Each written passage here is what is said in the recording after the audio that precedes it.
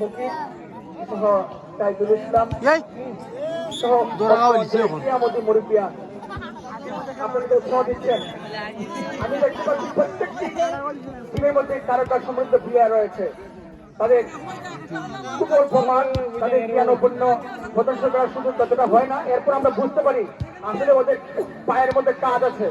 তারা কিন্তু যদি বড় ফুটবল মাঠ হয়তো আমরা কিন্তু দেখতে পারতাম তাদের মানে অসাধারণ জ্ঞানপূর্ণ গোল হওয়ার সম্ভাবনা রয়েছে রয়েছে আজকে যাই হোক এরপরও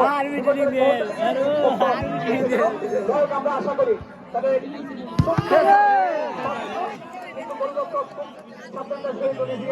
আমরা তাদের জ্ঞানপূর্ণ তারা সুন্দরভাবে প্রকাশ করবেন। হ্যাঁ, আমরাও দর্শকরা যারা রয়েছি তারা উপভোগ করবো আপনাদের খেলা নিয়ে। আমরা দেখছি অনলাইনে ফেসবুকের মাধ্যমে শুধু আপনাদেরকে উৎসাহ দেওয়ার জন্য আমরা চলে এসেছি, কিন্তু চূড়ান্ত খেলাটা আমরা আসলে চূড়ান্ত মুহূর্ত পর্যন্ত থাকতে পারবো না। সবার কাছে ক্ষমা চেয়ে এনেছি। যারা খেলাতে গিয়েছে আমাদেরকে তাদেরকে ধন্যবাদ জানাচ্ছি।